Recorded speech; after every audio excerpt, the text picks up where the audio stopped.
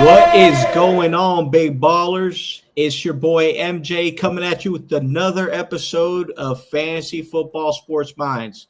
Now, I want to thank everybody for tuning in. This is year number 3 for Joe and myself, and we have been putting in some work. And Joe, tell me how you've been feeling about it, brother. I've been feeling great in general about getting things started again for another season. But we're doing wide receivers, top 25 wide receivers today, and this was very challenging for me. I changed my rankings just today a few more times before we started recording. So I'm eager to see what your list is. But yeah, I surprised myself, and I kept going back and looking, but I'm pretty confident in my picks. Yeah, definitely. That's something I'm excited to get into. But before we dive in here, Joe, let's get a word from our sponsors. Hey there, my name is Manny James Gonzalez with PRB, and I'm a real estate agent here in Central Florida. I'm a U.S. Navy veteran, military relocation pro, and big supporter of 2A and veterans' rights.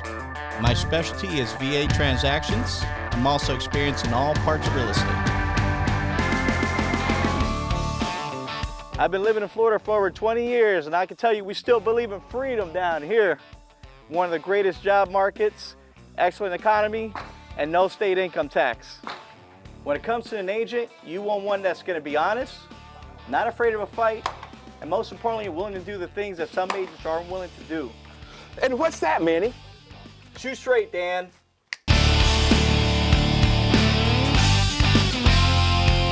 If you're ever considering buying in Central Florida, you need somebody you can trust, and I got your 6. I'm Manny James Gonzalez, find land for the free and home for the brave.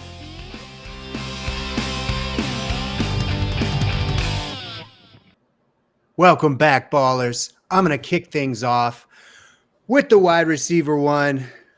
I'm assuming Manny has the same guy, but we'll see. I've got Jamar Chase, the best wide receiver in the NFL, working alongside one of the best quarterbacks in the NFL on one of the best offenses in the NFL. T. Higgins will be heavily involved in the offense too, and I love that. Plenty of concerns and confusion for the defenses and plenty of opportunities for the entire offense. Jamar played every game in 2024 and finished with over 1,700 yards and 17 touchdowns, averaging 23.7 fantasy points per game. I know Justin Jefferson and Jamar Chase were kind of back and forth last year, and most people said it was JJ. This year, I think most people are saying it's Chase. Yeah, and I know you said that it should be the consensus, and I know that everyone has their own opinion, but in this case, Joe, I'm going to definitely agree with you. Jamar Chase, number 1 wide receiver, wasn't even close last year, guys. Jamar Chase was the only guy to score over 400 points last year in a PPR league, right? Saying, ESPN rankings or whatever. Like you said, over 23 points a game. The guy had 175 targets. And, if you look at his target share, he was at about 10.3 targets per game. If you look at the guys on the top 5 list for the most targets per game, number 4 happens to be his teammate, T. Higgins. So I know you talked about him here. We'll obviously leave this for a little bit later, but definitely a great, an excellent point to touch upon there, Joe. For a second, I thought you were going to throw me a curveball. And don't get me wrong, there are going to be curveballs coming at you pretty soon. Yeah, some really weird balls, like old balls, hairy balls. Hang it to your knees. Now, at number 2, I do have Justin Jefferson. The former best wide receiver in the NFL looked great last year too. We were all impressed with Sam Darnold, who is in Seattle now, but I have high expectations for J.J. McCarthy too. He's a really good quarterback, and Jefferson will be the primary beneficiary of that. He finished last season with over 1,500 yards and 10 touchdowns, averaging 18.7 fantasy points per game, and I expect those numbers to be even better this season. Yeah, I definitely hear you, brother. I hear you. Except for my number 2, I actually have a different gentleman in mind. He is in the same division, right? His name is Amon-Ra, the Sun God St. Brown. The reason why I have him so high, guys, this is, another season of him playing 17 games. Another season of Jared Goff playing 17 games. If you look at this guy's workload he was only at about 8.3 targets per game, but when he did get the ball, he was scoring, most of the time, right? He was actually over 300 fantasy points for the season. So I expect him to take a step forward, because I know that near the second half of the last season, the target share kind of shut down a little bit less for Amon-Ra. But overall, I think he's going to have a really great bounce back year with a really consistent quarterback for another attempt for Detroit to do another playoff push here. Absolutely agree with all that. And I'll touch on that soon. But at number 3, I actually want to surprise you a little bit, and give me a minute to explain why. I have Puka Nacua. I completely understand why Puka falls outside the top 5 for most people, but I'm so high on this guy. He plays with so much intensity and came back strong after he was out for the first 6 weeks of the season last year. He finished with over 1,000 all-purpose yards and only played 11 games. He's now fully healthy going into 2025 as the wide receiver 1 on a great football team. Cooper Kupp didn't impact Puka's production at all, and it may have even helped him, so I'm not worried about Devontae Adams joining the team. I actually think it's beneficial, as we discuss on here a lot. I think it's beneficial for most players to have another stud on the football field, another stud wide receiver on the football field, because they don't have to worry about double coverage nearly as much as teams with only one reliable wide receiver. The only thing that gives me pause is Devontae's red zone dominance. Puka needs to become more of a touchdown threat to finish inside the top 3. Yeah, I love Puka, man. He's great. You're right. 11 games, and he did those numbers. He was just a hoss. Unfortunately, my number 3 is not Puka Nacua. I will probably surprise you with my number 3, but I know I went Jamar Chase, Amon-Ra, and my third best receiver this year is going to be Malik Neighbors, New York Giants. Last year he had over 170 targets, so he was actually had the second most targets or targets in the league as far as for a receiver. He averaged 10 touches or 10 targets per game, and obviously he still had over 1,200 all-purpose yards and 7 touchdowns. So Malik Neighbors is one of those guys, he could do it all. I've been watching his training camp too, and he's come out on fire, right? So he's somebody that I expect to have another big year. And Russell Wilson may not be the best quarterback, but he's a hell of a lot better than Daniel Jones. So Yes, we're going to see what he can do here. No, that target share for Malik was crazy. And yeah, just behind Jamar Chase. So, and I do agree with a lot of those points, which I'll touch on soon. But why don't you roll right into number 4? Who do you have at number 4? Well, I do have Justin Jefferson now. Okay. The only reason why I have him back there, not for ability, because obviously he's one of the most talented in the league. I just think with J.J. McCarthy, they might run a little bit different offense, more of a West Coast. And although he'll get, whenever he touches the ball, he'll work magic with it. I think he's going to take his little step in production back to where he is. He scored over 318 fantasy points last year overall for the season, obviously 16-week season. And that's actually really good, or 17-week season, excuse me. So I think that's the only factor that knocked him out of my top 3. Okay. I think I'm going to surprise you with my number 4, just like I surprised you with my number 3. I have Nico Collins. He's another guy that I absolutely love this year. He's a big, strong player that dominates the football field, but he needs to stay healthy.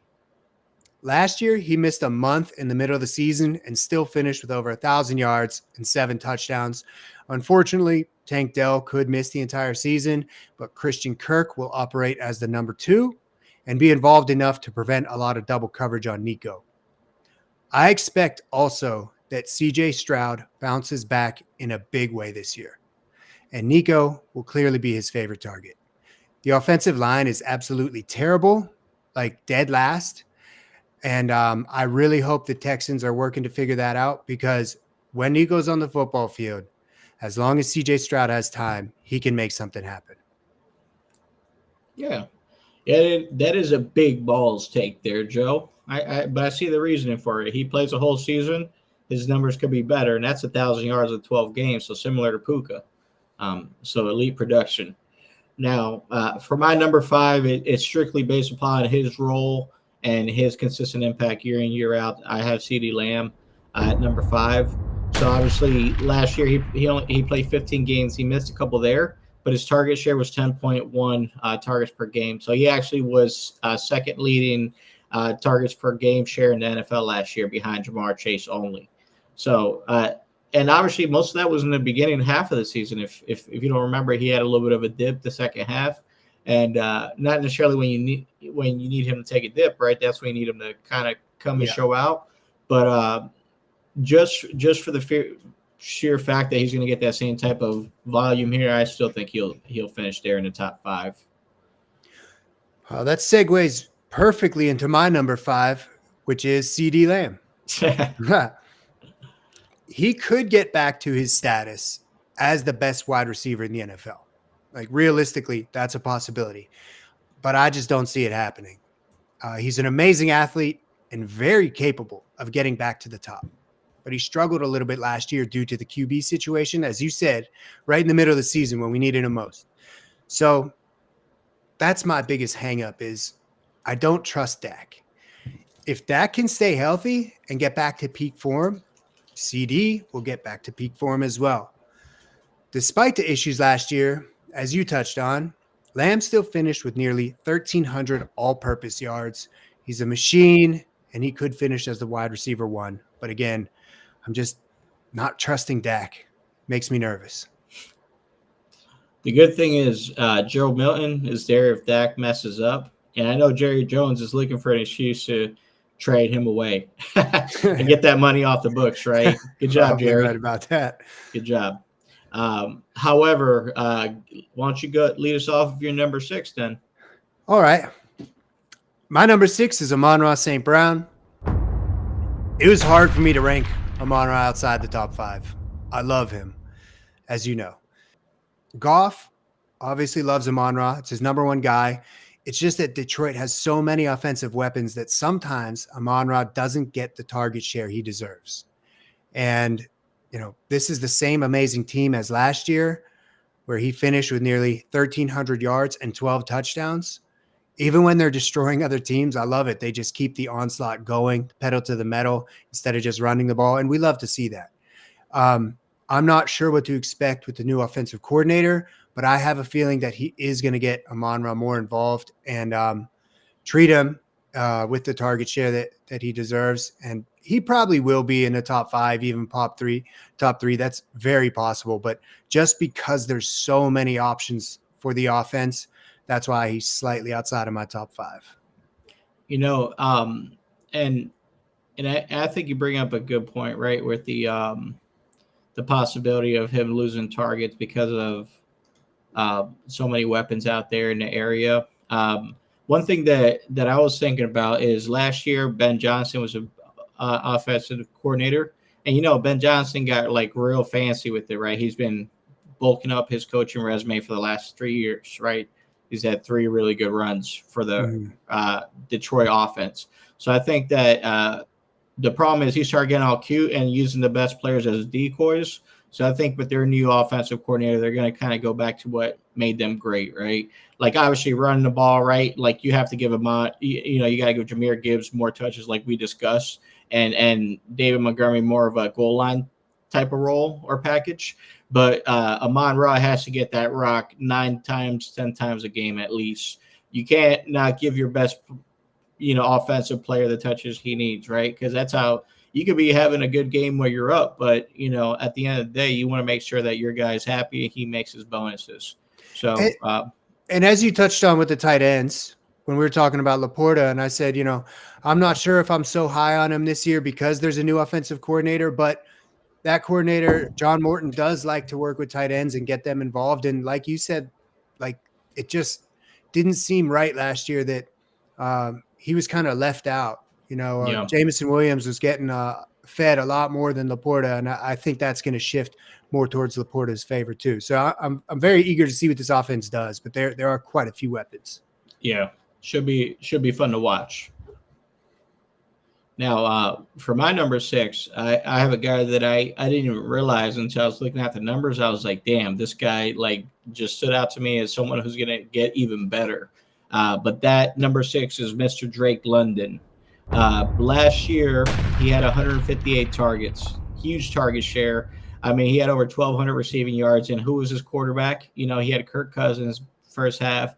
Yeah. And then I don't know if it's Taylor Heineke, but he definitely finished off with Michael Penis Jr. At the end over here. Sorry for mispronouncing. It's hard to say his name. I got a lisp. Even when you say it correctly, I'm not laughing at you, man. I got a lisp. Michael Pink Jr. Yeah. I'm just kidding. Tough. It's a tough one. but he played 17 games last year. I mean, the guy was getting 9.3 targets per game. That's amazing. You know, I expect them to take a step forward and him to be actually, he has the physical tools to be one of the most dominant wide receivers in the game. I am going to echo what you say, just not quite yet. At number 7, I actually moved this guy up a little bit just today. I have Brian Thomas Jr. He earned the wide receiver 1 spot in the middle of last season, but now it's official. He's the man in Jacksonville, and he has no real competition. He finished with over 1,300 all-purpose yards and 10 touchdowns. Those stats are crazy for a seasoned vet, and he did it as a rookie. Trevor Lawrence is a good football player, and if they can step up the pass game, Brian Thomas will go absolutely bananas. And in my opinion, they need to step up the pass game because the backfield is not looking very promising. So I think they're going to lean heavily on Brian Thomas Jr., focus more on the pass than the run, and that he's going to finish right around the number 7 spot. You know, it's funny. I definitely agree with you. That's actually my number 7, believe it or not. So I have Brian Thomas Jr. Like you said, he had a great target share last year, 1,200, 1,300 all-purpose yards. Like the guy had an amazing rookie season. Now, one thing that, you're talking about Trevor Lawrence, he just has to stay healthy. So last year, Trevor Lawrence only played 10 games. I think he left early in 2 of them. So that means that Brian Thomas Jr. with Mac Jones throwing him the football last year was getting these kind of numbers. So, I expect that to, with a whole year, Trevor Lawrence should be a whole lot better than 1,300 yards this year for him. And I'm glad you mentioned that about Trevor Lawrence because even the games he was playing, he was banged up. He was always going in with a questionable tag. Yeah, for his knee. He had a bad knee issue. So hopefully he's feeling better. Now at number 8, I have Malik Neighbors. For all the reasons you said. He's a total beast. A rookie finishing with 1,200 yards and 7 touchdowns is impressive as hell, especially when your team is one of the worst in the NFL. He was absolutely peppered the entire season, finishing, as you said earlier, with the second most targets at 170, behind only Jamar Chase, who had 175. My biggest hangup is the team and the quarterback, just like last year. As you said, much better quarterback situation, but still not a good quarterback situation, still not a good team. He's on the New York Giants, so you have to take that into consideration. And I'm really not even sure. Like right now, they're saying it's going to be Russell Wilson. I'm really not sure if that's official that he's going to be the starting quarterback. But I do love Malik Neighbors no matter who's throwing the ball to him. That's why he's still inside my top 10 at number 8. Yeah, NFL.com had it today. Did they? It was on a news report. So Giants have confirmed is Russell Wilson. Obviously, that's good for Jackson Dart to learn. You should never just start a rookie right away, right? You got to give him some time, whether that be a few games or a few seasons. That's definitely the right move. Definitely, yeah. But I actually, obviously, so the funny thing I was thinking about, so I have, my Malik Neighbors pick and your Puka Nacua pick were kind of flipped. That's funny. So I have, because my number 8 is Puka Nacua, right? We talked about him here. So basically, guys, when you're following us, if you go Malik Neighbors and you have a better season, that was Manny's recommendation. If you go with Puka Nacua and he has a better season, then obviously that was Joe's recommendation. So that's gonna be our flips this year. See how we play. Keep your eye on it. But everything else we were pretty close on. That's funny. It has been close, and I mean we're ranking these guys close for the same reasons. It's just that we we see a little, just little differences that can make a difference of 3-4 spots. These guys are all incredible players that you want on your roster. Yeah, and then when you look at if you're looking at it from like just a draft perspective, let's say you're not looking at it with like a polished fantasy football, perspective, right? Where you're like, hey, these are the points, all the metrics, whatnot, positions, and you look at it strictly from I'd say like a data perspective. These players all score very similar. It's only like the 20 points from the next guy to the next guy. Sometimes it's only like 5 points. But what I notice is obviously is one thing you have to look at is when that strength of schedule kicks in.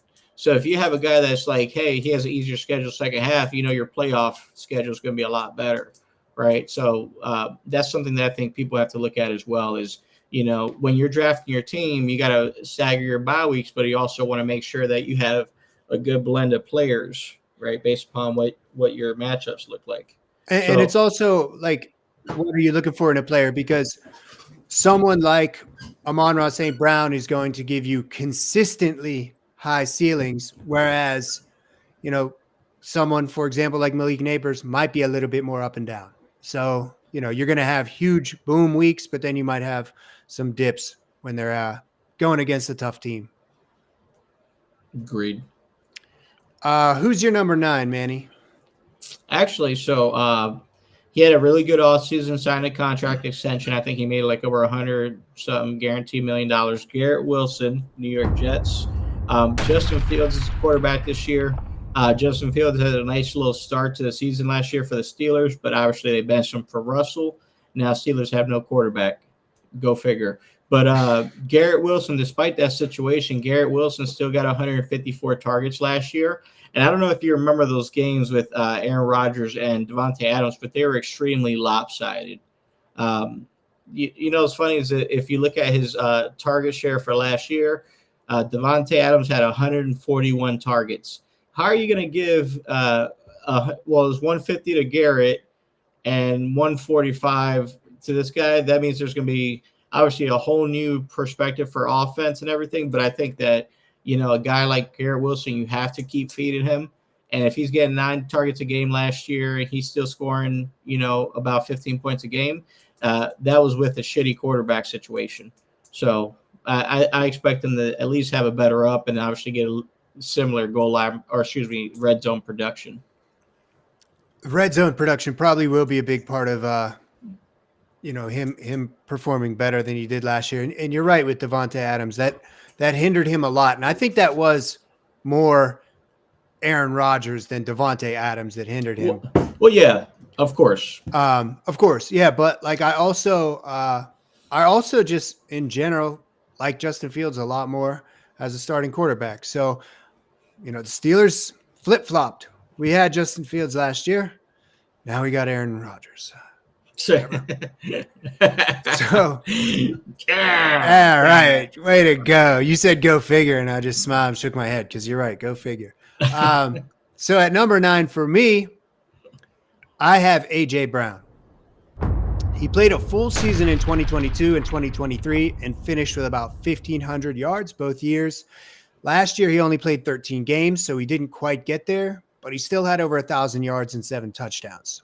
The offensive line and a healthy Devontae Smith on the field will help AJ get back to elite wide receiver status.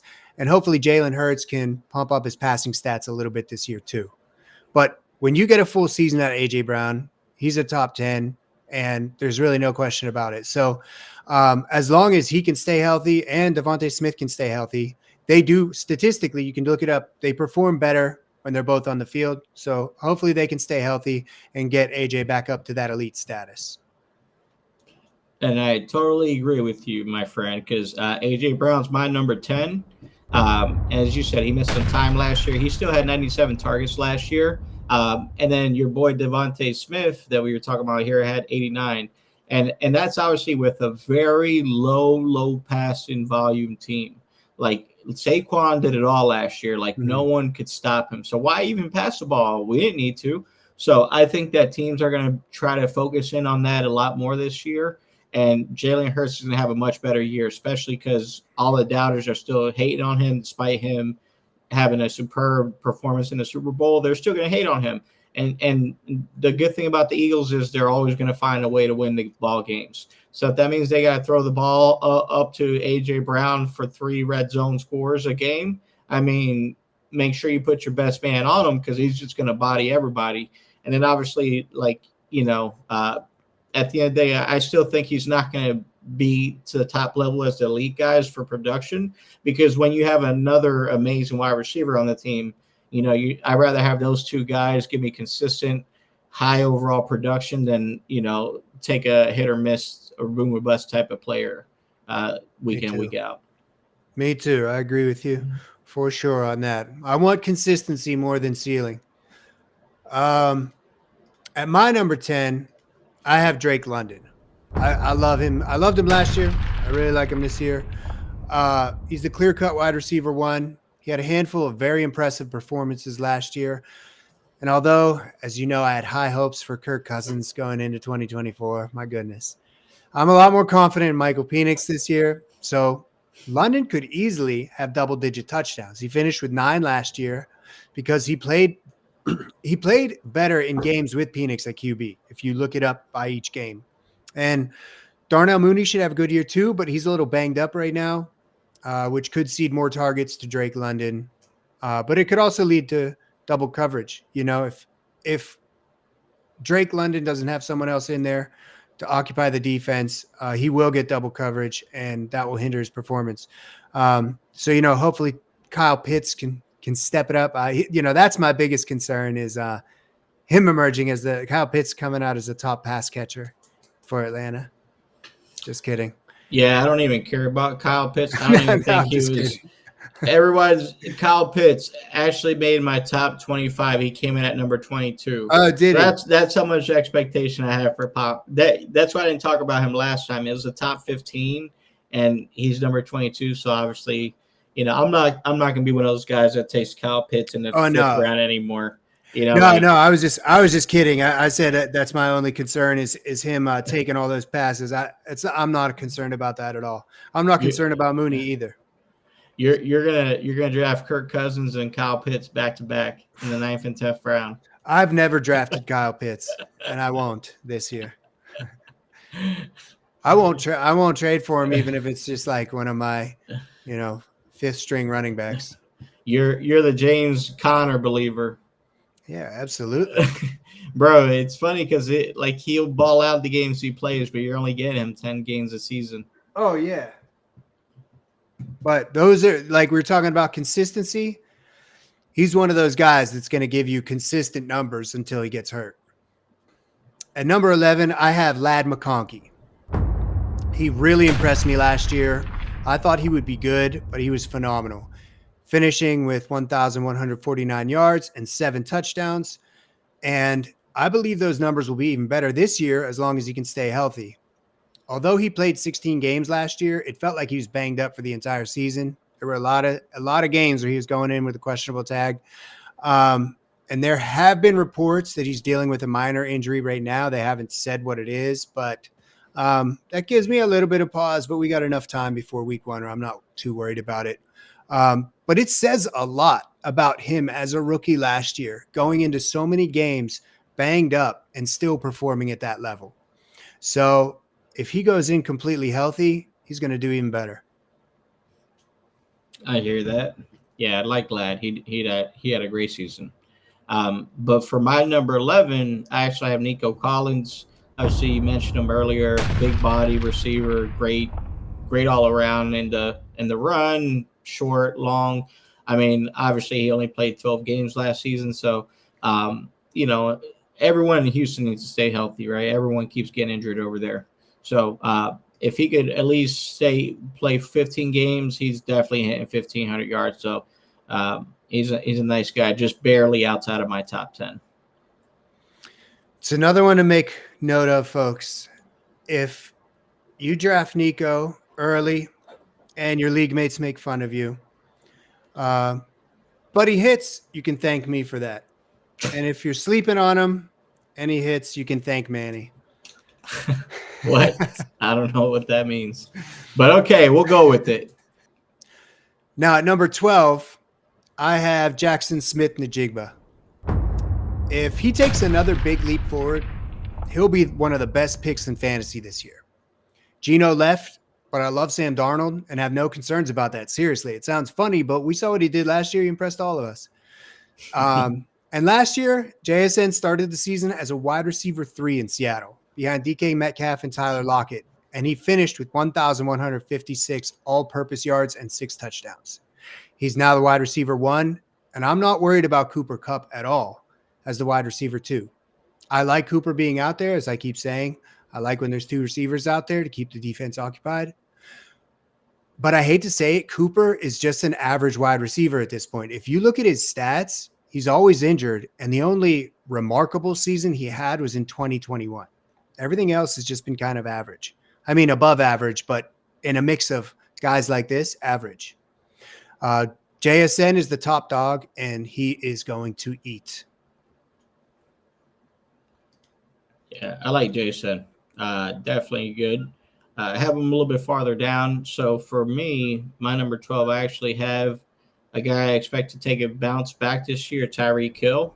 Obviously, he was somebody that you were probably drafting in like the first or second round last year, and he did not produce.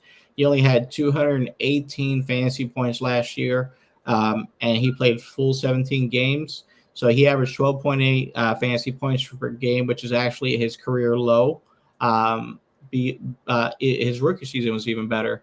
And he only had 7 targets per game, and obviously Tua was missing half the season. So now Miami went out. They got themselves another backup quarterback. They're hoping they drafted a rookie, so they're kind of hoping that they have the future there. But I expect Tyreek to at least take a step forward and get more involved in offense or get traded, whatever happens. It's possible. Those are good points, though, and I will echo that in sooner than later. But at 13 for me, I have Mike Evans. Mike Evans has played 11 seasons in the NFL, and he's had over 1,000 receiving yards in every one of them. He's also delivered double-digit touchdowns in 4 of his last 5 seasons. What's crazy is he misses a game or even 2 games every season and still hits these numbers. He's almost 32 years old, but who cares? Baker Mayfield had 4,500 yards and 41 touchdowns last year. Actually, let me clarify that. Baker had 4,500 passing yards and 41 touchdowns last year, and Mike Evans is his favorite red zone target. It's going to be another solid year for Mike Evans, and if the Godwin injury is serious, Igbuka will step up as the number 2 receiver, preventing double coverage situations for Evans, and he'll continue to thrive. Oh, yeah, definitely. I like Mike. But for my number 13, I have a guy you mentioned a little bit earlier, Lab McConkey. Obviously, great rookie season. Big fan of him. He played almost a full season, missed 1 game only. But when he was in there, he was getting a lot of yak. I mean, he was just breaking some ridiculous slants over the middle or fades. It was crazy. So I expect him to have a better year, second year with his quarterback, better offensive line, better running back play, so all of that, no detriment to J.K. Dobbins, of course. But, obviously I think that the Omarion Hampton is a much better athlete. So I expect that to open up a little bit more for Lab, plus obviously bringing in some rookie talent at wide receiver. All good points again. Now at number 14, I have Marvin Harrison Jr. I didn't have Marvin Harrison Jr. on any of my fantasy teams last year, but I could feel the frustration from others.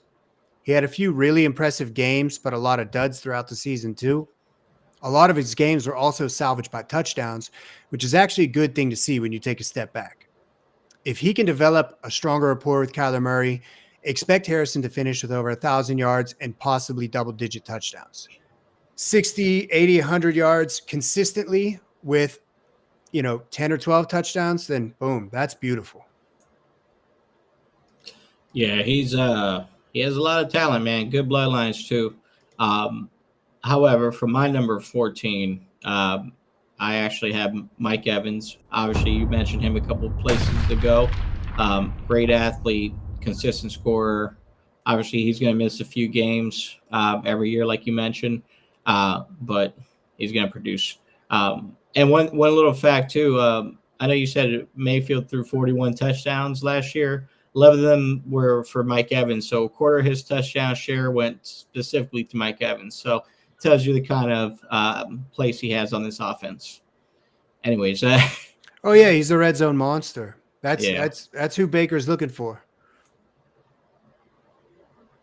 Now, who do you have at number 15?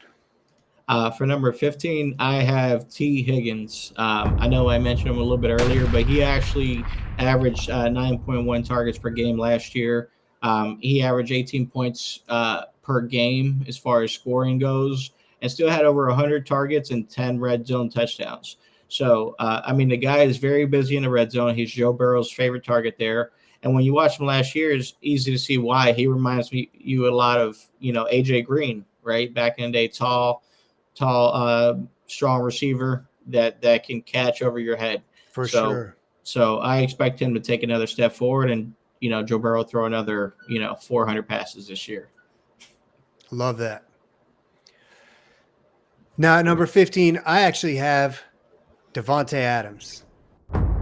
The Adams-Nakua combo will be really fun to watch. We all know that'll be fun to watch. And Adams is a better wide receiver than Cooper Kupp and a red zone threat to any defense. So he could hinder Puka a little bit more than Kupp did. With that said, he's past his prime and will likely operate as the wide receiver 2 the entire season, which is still fine. A lot of the best wide receivers in the league are part of a dynamic duo, as we know, and I believe these two will create confusion for defenses and opportunities for each other. He's averaging close to 1,100 yards and over 9 touchdowns throughout his 11 seasons in the NFL.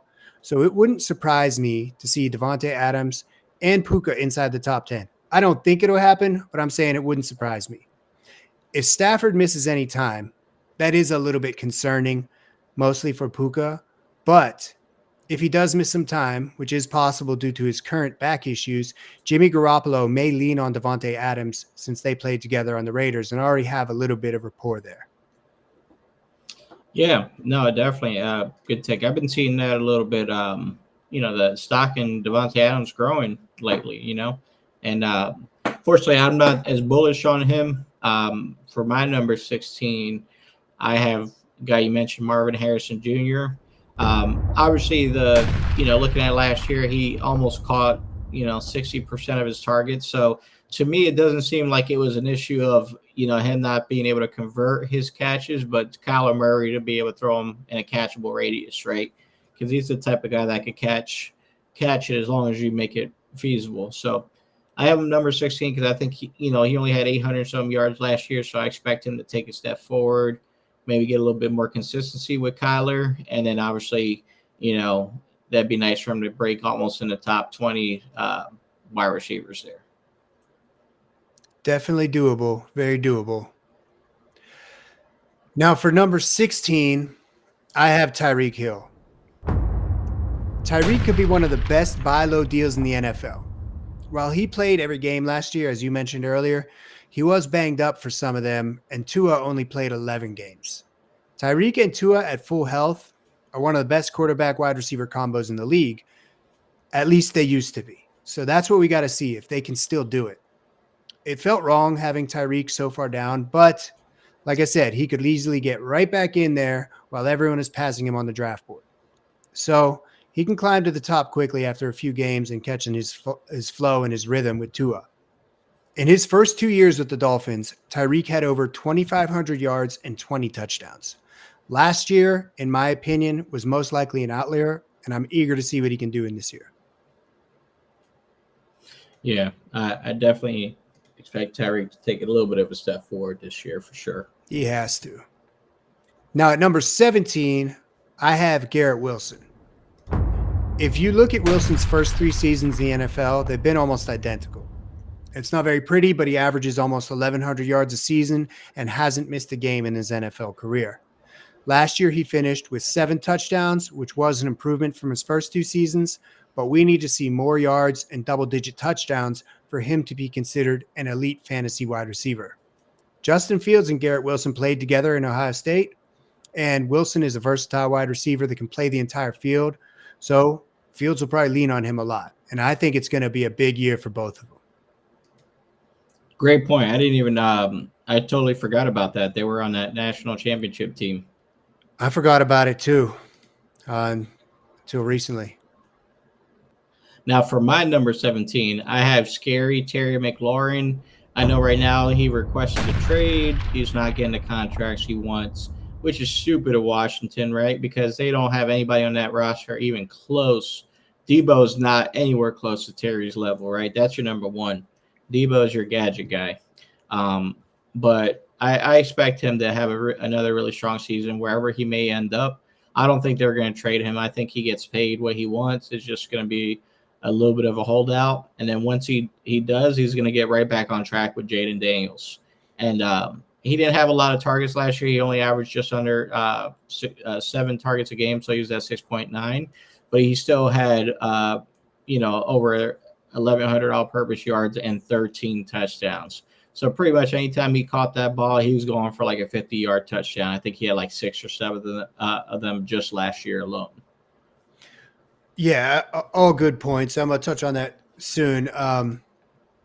But at number 18 first, I have T. Higgins. If he could stay healthy, he'd be higher on my list. He is so talented that he could be the wide receiver one on most teams, but he plays alongside Jamar Chase. Higgins and Chase benefit in a big way when they're both on the field, and the stats back that up. So anyone with Jamar should want to see T. Higgins stay healthy too. More targets doesn't matter as much if you're dealing with double coverage the entire game. Last year, T only played in 12 games, but he had 109 targets, over 900 yards, and 10 touchdowns for an average of 18 fantasy points per game. The Bengals could spend a lot of time on offense since their defense sucks, so that will increase the opportunities for T. Higgins as well. Like I said, he's a really, really good player. As you said, he's a big, strong player. He's a red zone threat. He could easily be the wide receiver one on most teams. So I expect a huge year for T. Higgins. I just want him to stay healthy. Yeah, definitely good points there as well. So for number 18, I actually have Jackson Smith and the Jigba. Obviously, I know you had him a little bit higher here. He had an excellent season last year, 137 targets, Geno Smith. And honestly, I think that, Sam Darnold's actually an upgrade over Geno Smith. He had a much better season last year. Geno's actually I'm actually a little bit worried about him having a regression, right? So with this, Smith and Jigba actually gets to be the number one he's supposed to be. He only averaged 15 points a game last year, but at 8 targets per game, that means they just kept targeting him shallow. And Sam Darnold can throw the deep ball a lot better, so I expect it to be a much better season for him. He's just so good, you can't not feed him the ball. Absolutely. Why don't you roll into 19? Let me know who you got there. All right, I have Mr. DK Donkey Kong Metcalf. He's a beast of a man. I've been watching him, obviously, like we all saw him over the last few years, all the talent in the world, but if you get under his skin, he's done, right? One thing I've been watching about him, though, since he's gotten to Pittsburgh, he's been, ironing, sharpening iron, because Pittsburgh really loaded their secondary up this offseason. So they have amazing, cornerbacks, and what that does make your receivers better. So I expect him to be better than last year, but obviously I don't think he's going to be in that tier where DK would ever dominate fantasy football again. Yeah, that's fair. I think the dominance days are over, but I think he's going to have a good season too. Now for my 19, I have Terry McLaurin. Terry McLaurin has not missed a game over the last 4 seasons in the NFL. He's a durable player that's had over 1,000 receiving yards in every single season, aside from his rookie year in 2019, when he only played in 14 games and still finished with over 900 yards. Aside from last season, the area where McLaurin has been lacking is touchdowns. Last year, he finished with 13, which is amazing and very difficult to do again. But his highest prior to that was his rookie year when he finished with 7. But last year, he had Jaden Daniels. That's the difference. So maybe another season with double-digit touchdowns is more attainable than most people think. And we all know the risks involved with sitting out of preseason, as you've been saying. He's not at camp, and he's saying he wants a trade. I hate that because a lot of these players don't get the practice reps they need. So I'd like to see McLaurin get paid so he can start practicing. And I agree, it's kind of stupid. This holdout is not going to help the Commanders. Who do they have? Like, Debo sucks. I'm sorry. He's another one that's had like one good season that was an outlier when he was basically a running back too. So I am and Luke McCaffrey is the other guy, so nothing great, nothing good over there. He's got they need him to play, so they should just pay him, get it over with, and get him on the football field. Exactly. Agreed 100%. Now for my number 20, I actually have DJ Moore. He played 17 games last year. I mean, he had a beefy workload, 140 targets last year. So he was Caleb Williams' favorite go-to target, 8.2 targets per game. He had almost 1,000 receiving yards, and 6 touchdowns. So with somebody like that, that's a really good target share, really consistent workload. So I expect his chemistry to get a little bit better this year. Obviously, they have a better offensive coordinator. They have Ben Johnson now, right? Or he's the head coach, but he's going to have a hand in that. So I expect DJ Moore to get open just as much, if not a little bit more. So he's going to be, pun intended. So he's going to be I think he's going to be a great pickup in the top 20. So that's why I have him right there above some other guys that a lot of people are high on, I think. Yeah. No, I like that. Now at number 20, I have Courtland Sutton. He just got paid and is the clear-cut wide receiver 1 on the Broncos. And Bo Nix, who looked great last year, should continue to pepper him throughout 2025. Sutton is a legit talent, and now he has a stud quarterback. And I don't normally look too closely at air yards, but Sutton had the second most, only behind Calvin Ridley, with almost 1,800 air yards. So, Bo Nix is looking for him all over the field, and I have a feeling that he's going to take a big step forward this year. Yeah, he had a beefy workload for sure. Who's your number 21? 21, I got DK Metcalf. For all the reasons you mentioned, he's a freak athlete, usually finishes most seasons with right around 1,000 receiving yards. And I'm looking forward to seeing how he connects with a fellow veteran in Aaron Rodgers.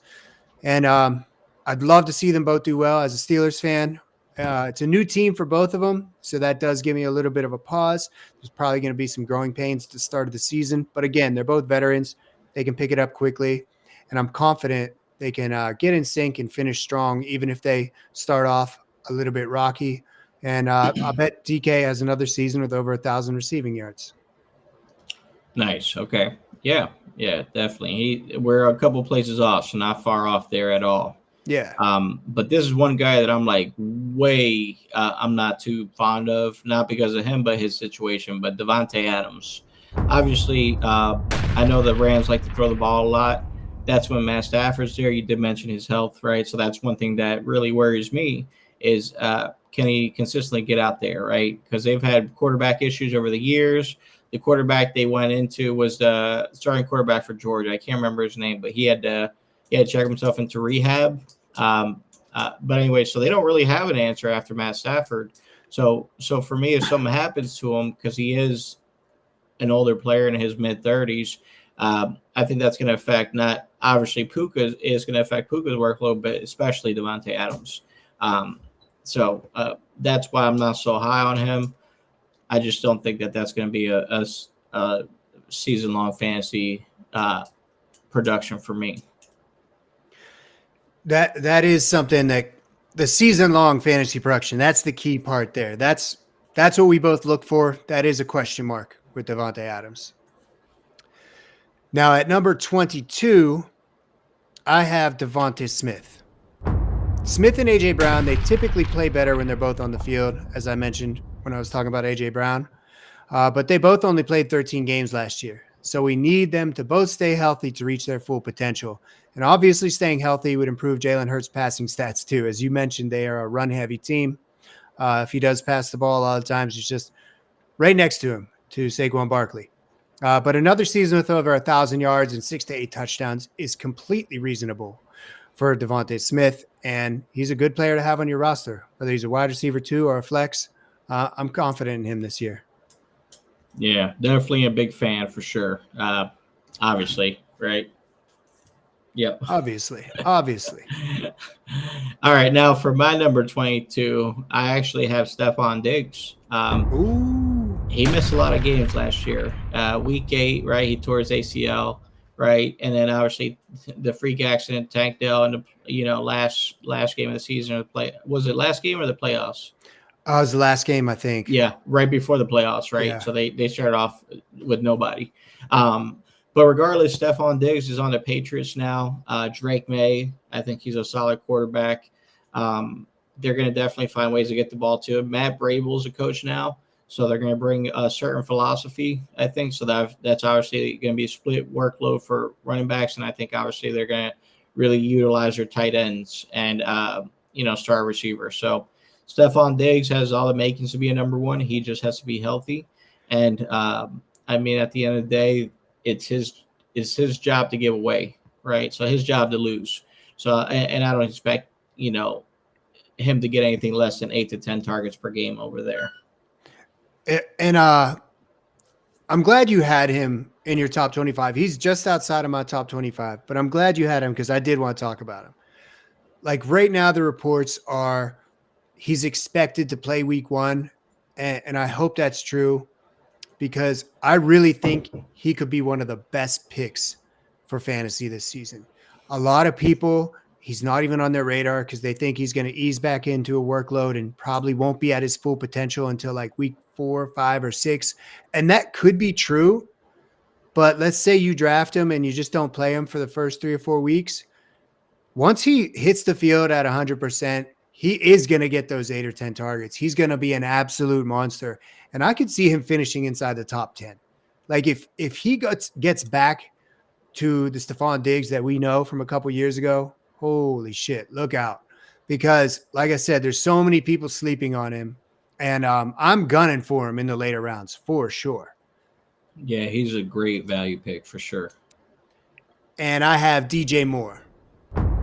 I'm not sure what to expect from him, but he's still the wide receiver 1 in Chicago, regardless of what some other people say. I hear a lot of people talking about Rome Odunze, and he's awesome. Don't get me wrong, but DJ Moore is the wide receiver 1. We've seen him make some amazing, ridiculous plays, and he hasn't missed a game over the last 4 seasons. Chicago has been playing hot potato with quarterbacks over the last few years, but DJ's had more time to build rapport with Caleb Williams. So I like to see that consistency instead of them fucking around at quarterback again. And I think we could be poised to see DJ Moore have the biggest season of his career. Oh, yeah, especially because him and Caleb Williams been getting their nails did together.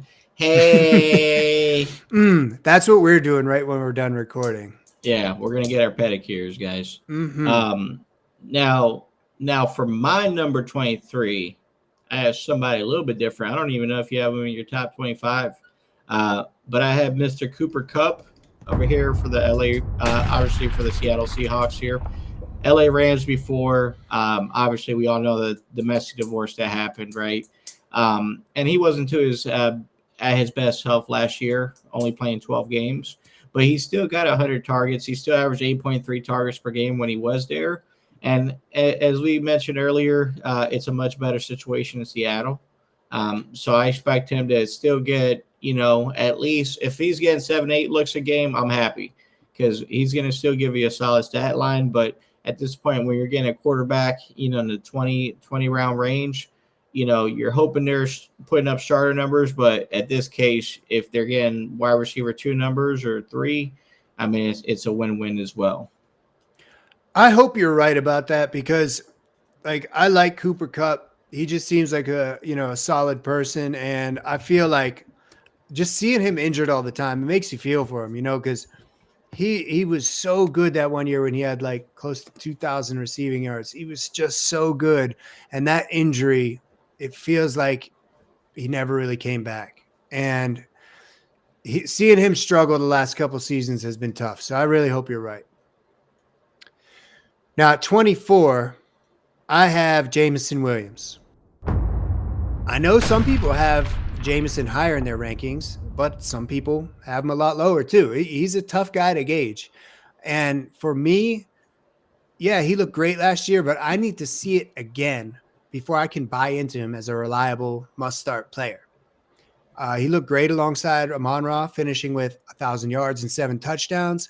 But as I said, I need to see it again because he's basically been suspended for his entire career prior to last season. So I really don't know what to expect. Was that, like, everybody talks about how he's such a good athlete and he's such an amazing wide receiver, and that's all true. But can he do it consistently? That remains to be seen. Yeah, fun fact here. I actually have Jameson Williams as my number 40 wide receiver this year. Ooh, so you have him way down. Some people have him at like 10. Yeah, I know. Freaking, let me get what they're smoking. Yeah, all right. for Now, real. Now, for my number 24, I obviously have my boy Devontae Smith. As an Eagles fan, I try to be as unbiased as possible and realistic as possible. So, I think he's definitely in the top 25, as we mentioned. He has like all the intangibles to be a really great starter on any team. But obviously, he's only going to get 100 looks total for a season, which means he's going to get you about those 200 to 250 points. If you're getting that, it's great. He's a wide receiver too, and you can start him every week but the bye week with this guy. Because although he only played 13 games last year, I do expect him to at least have a better and more healthier season, right? Stop taking as many hits. Mm-hmm. Yeah. Now, wrapping things up with the top 25. And this is difficult for me. This whole list was difficult for me. But wrapping it up, I have Xavier Worthy. Rashee Rice will probably miss some time from a suspension. And Hollywood Brown was on the injury report again this week. So with Hollywood's long injury history, it's possible the Chiefs will rest him at the start of the season, even if he's good to go. They might just ease him into a full workload. And if the top 2 pass catchers are Travis Kelce and Xavier Worthy, he's going to put up numbers, Until Rashee Rice gets back, he's going to be the wide receiver 1. And Patrick Mahomes, despite struggling from time to time last year, is still Patrick Mahomes.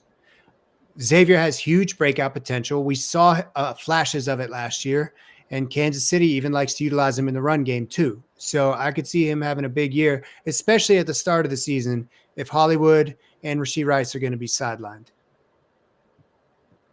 Yeah, no, I definitely see that. He's a great player. Great player. And he didn't even get that many looks last year, too. Mm-hmm. So you're right. His workload will open up. But actually, for my number 25, I got a guy that, I expect to actually take a pretty significant step forward this year, and that's Zay Flowers, wide receiver for Baltimore. He played all 17 games last year. He had over 116 targets, so he didn't have that big of a target share. He only finished with 4 touchdowns as well, but he still had over 1,000 receiving yards and over 200 fantasy points. So I think the biggest thing was getting looks, because he was only getting 6.8 looks a game, which doesn't sound like that bad, but it was very sporadic when you saw the Ravens games. You had some games where Lamar was only feeding him, or some games he was only feeding the tight ends, and obviously he needs to get to the point where he's feeding Zay Flowers more often, because that guy is freaking dynamite with it in his hands. He's fast, he's elusive. He's tough. So I expect him to at least take a step forward this year, because Rashad Bateman damn sure ain't taking away snaps from him or targets. No. So that's why I got him rounding off my top 25. I like that a lot, and I was looking at him, shifting him around in and outside of my top 25. He's a great player. He is super tough, but like you said, it's sporadic. Like, there'd be some games where I'd be thinking, why don't they throw the ball to him like that every single game? And it is frustrating, because He's the clear-cut wide receiver one. There's no one else to worry about taking that spot. And Bateman's deep threat. That's pretty much where it ends. And, Derrick Henry's not going to be catching too many passes either. So even the short balls, Zay Flowers is the guy. So I totally see why you got him in your top 25, and he could climb that ladder even more. Yeah, definitely. But yeah, that's awesome. We got to break it down, right? And obviously there's going to be, I like how we start getting some variety in our remaining 10, right? A lot of fluctuation there with our lists, man. And that's how you're going to see it across the board, right? So I think the best advice I could give somebody is don't just base upon the list, right? If you're looking at a player, you're choosing between 2 or 3 players that are right next to each other, you're going to analyze your team and be like, okay, what bye weeks do I have already on my team? Boom, I'm going to go ahead and go with that. And then at the end of the day, you're going to be like, okay, so this is going to make my team a little bit stronger, a little bit better, and a little bit more balanced. So sometimes that's what it boils down to me. I can have guys that I probably rank 2 or 3 spots up, and I'll take the other guy just because it just fits what I need better. And obviously that means strength of schedule as well, included in that. Most definitely. And it is very important, in my opinion, to have a balanced team. If you have a good mix of wide receivers and running backs, honestly, quarterback and tight end will work itself out. You don't need to focus as much on them. Really load up on those wide receivers and running backs in case someone goes down or to prepare for bye weeks. I've hurt myself a few times by drafting a team that's got, 3 or 4 players that are my studs on a bye week at the same time. So you do have to pay a little bit of attention to that. And again, just keep it balanced. Yeah. And, one of the things that I like to recommend is like in the first 4 rounds when I'm drafting, I have to have at least 2 running backs in those first 4 rounds, 1 wide receiver, right? Because you have to get one of those wide receiver 1 or 2s, right? Back end wide receiver 1s before you get out of that second, third round, because there's no way that you're going to get anything beyond that. That's going to be well, you can, right, get lucky, but it's highly unlikely. And then until recently, this past year, I wanted to add a quarterback to that top 4 because the best ones, like the league winners, you're looking at like they go between rounds 2 and 3. And if you're looking at the guys scoring, which we're going to get into here in the next video, I can honestly tell you that no one scores more than quarterbacks, and it ain't even close. That's a really good point, though. If you want one of those top quarterbacks, you got to take them early. I did it in a couple leagues last year and was really happy about it. Good results. I usually wait. And last year I took a leap in 2 different leagues. I took a leap and it worked out. So don't be afraid. If you're like, damn, I really want a good quarterback this year, do it. Draft him. 100%. And I completely 100% agree about running backs too. I usually take running back. But sometimes I'll go running back, wide receiver if there's a receiver I really like. Mm-hmm. But, you've heard, I'm sure, a lot of people talk about the dead zone for running backs, and that's very real. So if you're going wide receiver, that's a bold strategy, and I would not advise it.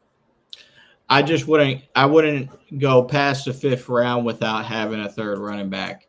That's for sure. Because the dead zone for running backs, you're going to get to like some pretty solid ones around 5 or 6. But once you start focusing in on running backs at 5 or 6 round, everybody else is going to as well. So you're going to be you're only going to probably get 2 of the guys that you like in those mid rounds. So definitely go with your gut. Go with what you think is more of a unstoppable pair, and don't look at so much as trying to fill in a need for position for a player. Just look at, what gives you the best overall points, right? Because at the end of the day, you're always going to start a running back or 2 running backs, 2 wide receivers, and a quarterback, right? And to me, obviously, I tell people tight end, not really my biggest forte. I don't prioritize it till later. I never prioritize tight ends. I have a few times, usually works against me. But yeah, the wide receiver pool is going to be a lot deeper than the running back pool. It is most years, and it is this year. So keep that in mind. Well, that's going to wrap it up for us, guys. We appreciate all of you tuning in. We got one more ranking video that's quarterbacks that we're going to release to you. And any questions that you got or any player profiles you want to see, just throw it in the comments. Tell all your friends about us. We hate to ask, but like, comment, subscribe, all that good stuff. All right, Policies, same time, same place. You have a good rest of your week, guys. Take care.